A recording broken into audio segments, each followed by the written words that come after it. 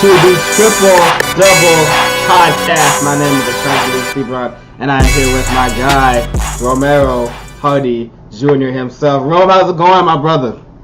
Man, everything's good. Everything's lovely over here in the basketball world. Yes. And the great minds of Ashanti and Romero. Everything's lovely over here. Hey, rocking man. Rocking the Lakers hoodie, too. Look at that. Hey, look how hey. quickly I converted him. This is just... Look at that. Well, this is just more so item of not much laundry left in my closet. But you know what? I'm ready to jump into it. Let's jump into the biggest topic of the NBA world. Dang sure of the week, the return of one DeMarcus Boogie Cousins. Now, Rome, it's obvious he can put up all the good numbers he wants to, but anyone who knows an athlete knows it takes a while for you to get your stuff back. I guess you're right. Mojo. Right, the right mojo underneath you, because DeMarcus Cousins is an absolute all-star, but is he going to be that out of the gate? I don't know. So, Rome, not out the gate. Huh? I said no, not out the gate. Right, but what's your take on Boogie's return? And I know we spoke on air about the recent Lakers-Warriors game and how distasteful you believe that team is. So what are your thoughts on his return overall? Well, I mean, we're 2 games into the Warriors playing this 5 all-star starting lineup, and this is basically what NBA fans have waited all summer and season for when the Boogie Cousins move happened. But, I agree. He's not going to go to all-star form right out the gate. No. Not this first week. No. But I definitely see Boogie Cousins having a very good back half of the season, and maybe being a key playoff guy when they do face a big like Clint Capella or Anthony Davis or someone like that seems to have a big, he's going to play a very key role in that. In his first game back, he had 14 points, shot 5 for 11. That's not bad. 6 rebounds. He's gonna find his moment, and he found out that game. But game by game, he's gonna get his legs back. He's gonna get his shot back. You see, he's trying it. And with the Warriors team, what they're so good at is not those guys don't have to work hard to score. It's so easy for them to score. Klay Thompson putting up 40 or 4 dribbles, right, or whatever the score was. Right. Points he put up with 4 dribbles. It's so easy for them to score. So his body won't get a lot of wear and tear this season, as he did in New Orleans, playing back against the basket, banging guys out. It's easy right now. Come to the basket, it's easy. This is what everyone was dreading last offseason, right? I remember I was in a Wendy's parking lot in the drive-thru, looked at my phone and saw DeMarcus Cousins join the Warriors. It's one of those moments where it's like, where were you when this happened? And I know where I was at. But this is what everyone's been dreading. We were talking off air about this. The Warriors have officially become a video game. This is a 2K My Team experiment. This is even bigger than when Durant was there. Because I'm with you. DeMarcus Cousins needs to get his mojo back. He will. He's in a very supportive environment.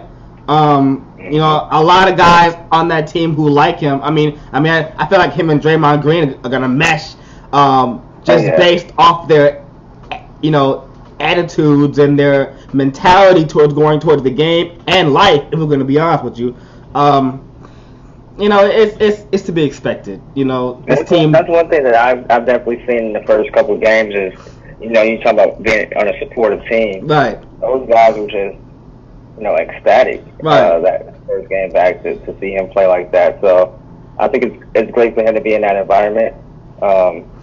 And we all know how Boogie Cousins is up here. So it's good to be on a team like that for a guy like him.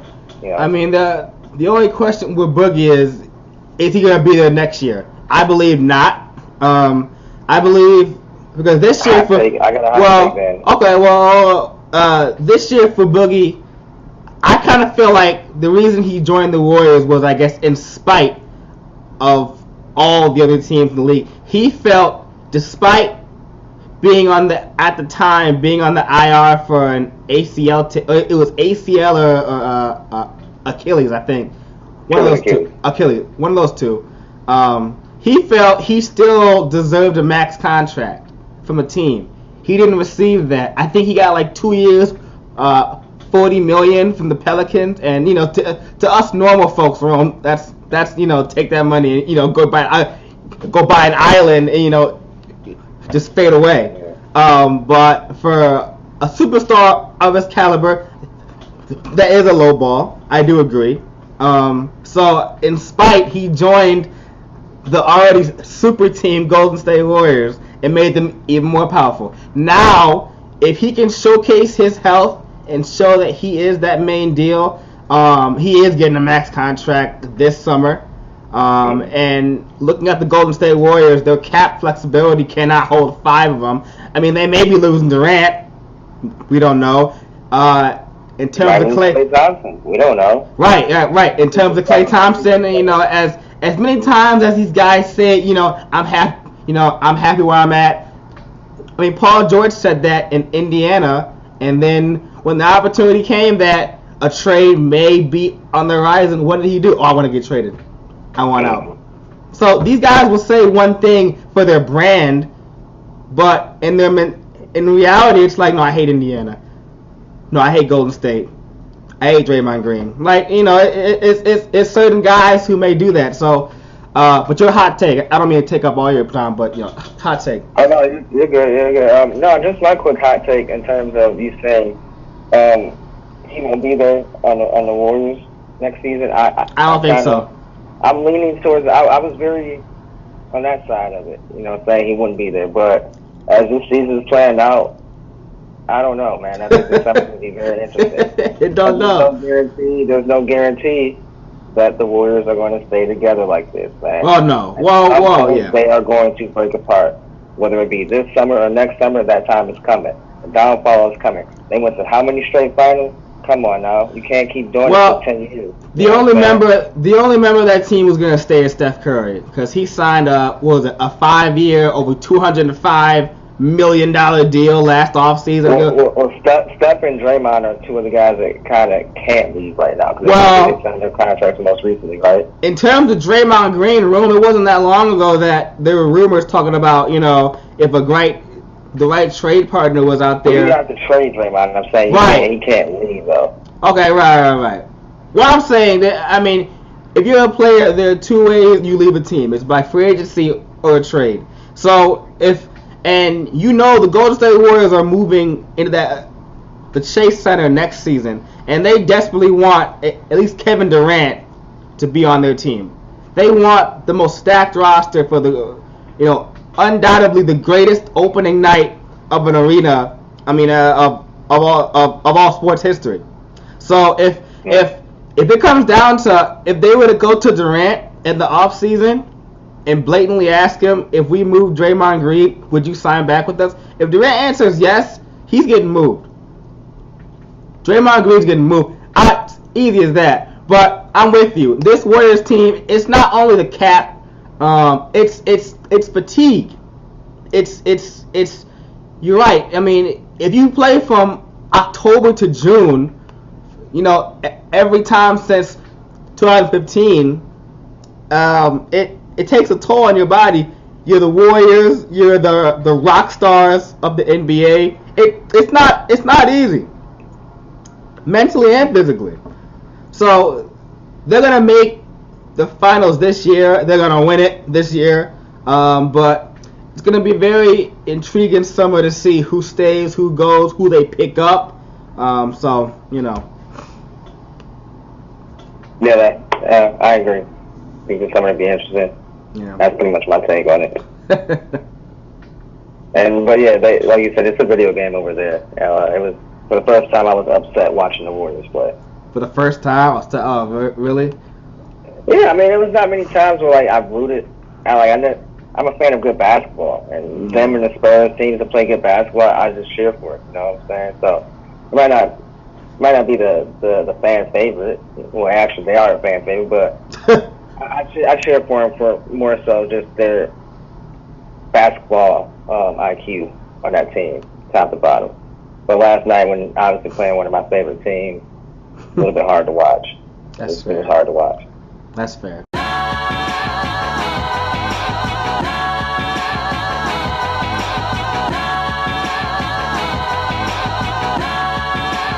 Welcome back to the Triple Double podcast. Moving into our next topic about Dr. Martin Luther King Jr. Rome. This week was his birthday, celebratory holiday in the United States. It means a lot more than just no school. Obviously, Dr. King, especially us as young African American men, he's more of an idol to us than would be for other ethnicities. But and quite frankly, he's a model for any ethnicity. His standing on life, who he was as a person. Aside from Christmas Day in the NBA, it's a big honor to play on MLK Day. So what's your thoughts on that? If you were a player, how would you feel about having the honor of playing on MLK's birthday? Oh, like you said, man, it's a huge honor. I think outside of Christmas Day. Right. To play on that day for these players, and you look at the NBA, where it is predominantly majority African American players. This is a big thing for them, and I think over the years, the commissioner Adam Silver and David Stern over the years, they made this more so of a special day, as well as Black History Month coming up as well, where these guys, they get the special shoes and special colorways that month. But yesterday was special for me because I think it was one of the times where I've seen that 11 games yesterday. I mean, that's one of the most I've seen on Martin Luther King Day. Right. They started early, because people tend to have that day off from everything. And it was just great to see. I mean, I think these guys take pride in playing on that day because without Dr. Martin Luther King, this probably wouldn't happen. We wouldn't be, without Dr. King's efforts, we probably wouldn't be sitting here doing a podcast. Not one bit, Definitely not watching these guys on primetime TV and Major League and getting contracts like this. I think these guys really take pride playing on this day. Right. For so many more reasons than basketball. Their livelihood was never going to be like this if it wasn't for Dr. King. So I mean, Dr. King started. He was really one of the early main proponents of let's just call it what it is. African Americans voicing their displeasure with how they're treated in American society. And it started with guys like Dr. King and Rosa Parks and Malcolm X, my man. And it also, you look at the NBA now, you've seen LeBron James and Dwayne Wade and Bosh and Melo on the stage of the ESPYs after, I forget who was young black man who was murdered. Yeah, when Trayvon Martin was murdered over wearing a hoodie in the wrong neighborhood. You've seen, a lot of these athletes stand up. I remember when the Clippers owner, the old owner, Donald Sterling, had his thing, the Clippers players were in the midst of a playoff run. But for their warm-up shirts, they'd run out with, all black as a signifier, like, listen, you may be the owner of this team, but, that type of language isn't going to be tolerated. That type of discussion and I guess just ways of promoting yourself and what you believe is right. It started in the 50s, in the 60s with guys like Dr. King. So I'm with you. Along with Christmas, it's an honor to plan his birthday, especially being African American men or women, anyone out there. But even if any ethnicity, he's a great role model. That's my take on it. I mean, it's an honor, really, Yeah, and then my closing take would only be, I wish in today's society we had a redo, another Martin Luther King, because I think today we need it more than ever. Right. Oh, yeah. Absolutely. We've definitely progressed in many ways since he was here. Yes. But we've also, you know what I'm trying to say. It's just we could use him today as well. So I think it's always key for us to not only have January, gosh, my blank 20th. 21st. 21st. So every day should be Martin Luther King Day.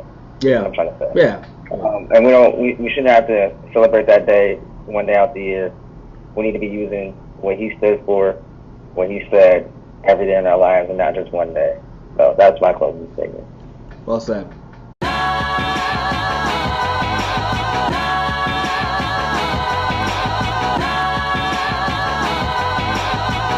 Welcome back to the Triple Double Podcast. Moving on to our final segment of the day, Rome. This is a sad topic that we've had on this show before.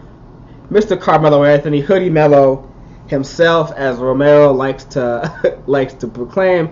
Rome, he has just been traded from the Houston Rockets to the Chicago Bulls. It was Melo getting traded along with some cash to the Bulls. Rome, I'm going to let you go first on this because I have a long take on it. But the floor is all yours, buddy. What is your opinion on what's going on with Melo at this stage in his career? Man, I'm going to keep it short and sweet. You know what I'm saying? I don't have much to say on this topic because I've had my rants already on previous shows that we've done about Hoodie Melo, a.k.a. Carmelo Anthony. Yeah. I don't really see much about it. His name is out there again in the news. I think at some point Melo signs with another team this season at the right time. But I think Melo has to commit. You know, Melo has to be willing to take that lesser role. I feel like we're repeating ourselves. If Right. Melo was cut back.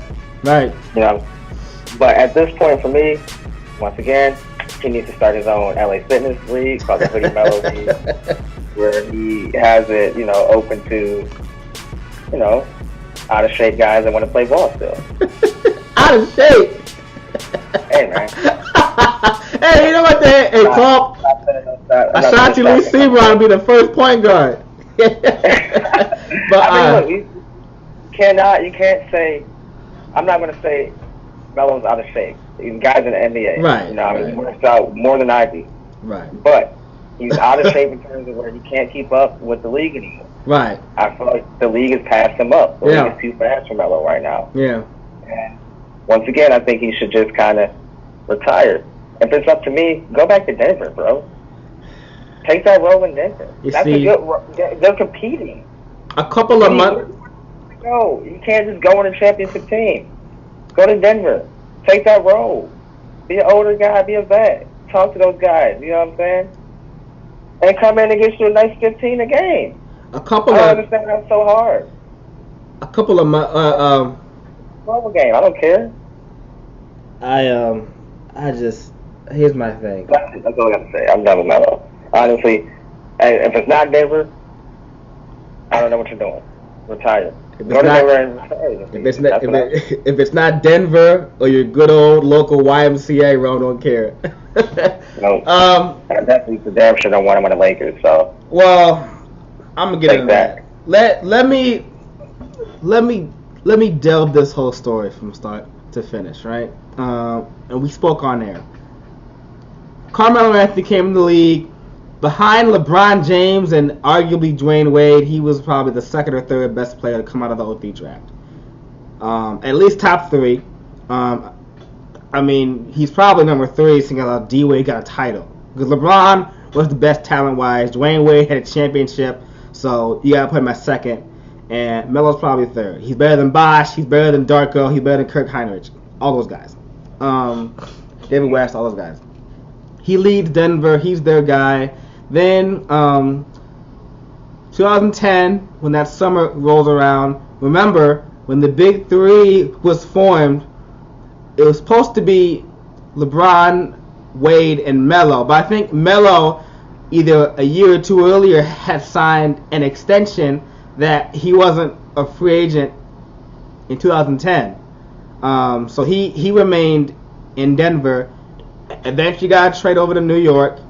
Was the king of that town for a while, and he wanted the money, the glamour, the media limelight. Has the beautiful wife, Lala Anthony, everything. He wanted all that. And you know what? As I said off air to you, I'm gonna be real with you. I don't blame a young brother for taking the money over success in a sports career, because I understand where a lot of these guys grow up and the hardships they face and all the BS they go through. So I'm never going to criticize a guy for taking money over success and let's just call it a basketball game. It's a game. It's a popular game, but at the end of the day, it's a game. If you're going to make millions of dollars playing a game, I say, heck, absolutely. In 2014, and this is where the tie-in comes in that I found hilarious reading this morning. When he was a free agent in New York, and the Bulls were on the rise, going to make a comeback. You had Joakim Noah, fresh off Defensive Player of the Year. You had an on-the-come-up Jimmy Butler. You had Luol Deng. You had Derrick Rose, who swore that his knees were better. Melo almost went there, but I know, isn't that comical to think back then? Although he's looking good now, so let's not laugh. His main thing was, I'm gonna stay in New York where I can get paid more money. Once again, I have no problem with that. Phil Jackson comes in a few years later, taints the franchise, taints Melo. He gets traded to OKC, doesn't work out. He goes to Houston. 10 games in the season, Rome. 10 games in, he's getting the J.R. Smith treatment. He's getting benched just because. And all of a sudden now he's getting traded to the Bulls, who they only took Melo because the Rockets had to add cash alongside of it to take him. You're Carmelo Anthony. You're a former national champion at Syracuse. You're an Olympic gold medalist. You're one of the best scorers in NBA history. And the lowly Chicago Bulls of 2019, the only way they would take you is if they got some cheddar in return. Mind you, the Chicago Bulls are playing for the Zion Williamson Trophy right now. It's sad. A couple months ago, you're right, Rom. We had a segment on this show where I was in favor of Melo going to China, and you were in favor of him going to Denver or starting a YMCA league for out-of-shape pigs like myself. And I never changed, man. I still haven't followed up. Don't change. I'm the same. And God bless you for it. I had changed my opinion. I'm gonna change up. It's time to retire, Melo. In the words of Max Kellerman on First Take, don't let him remember you like this. This is humiliating. I think that's the best fit. Because it's gonna be a whole new issue. I forgot that's what I'm saying. That's what I mean. Though, but Melo has to be committed to this. Melo and his delusional mind thinks that he can go play on the Warriors right now. Well, that's not the case. Two things. One, I forgot he got traded from OKC to Atlanta, and they bought him out. So that's one thing. Exactly. He's getting cash right now. It's nothing. It's about the money. And you know what? Once again, if it's about the money for you, that's cool. But now the whole narrative is, Melo's the one big guy out of that draft who didn't win a championship. Even Darko got a title. Even Darko, who spends his days now as a potato farmer in Europe. He has an NBA championship sitting in this little wooden glass case, whatever. Okay? If you're Melo, is Denver a nice option? Sure it is. Is China a good option? Sure it is. Is a YMCA league a good option? In our heads? Sure it is. In humor? Sure it is. But in reality, it's not. In humor. I'm just saying, if you're a Melo, it's time to retire. It's over. I'm so sorry that it's over. I'm sorry that the league has shifted from when you were there, when it was the ISO ball. Now it's a team game, shooting threes all day. It's over. Not in James Harden world. It ain't team ball. Well, there are certain guys, but I'm just thinking. And back at your point on the Lakers, I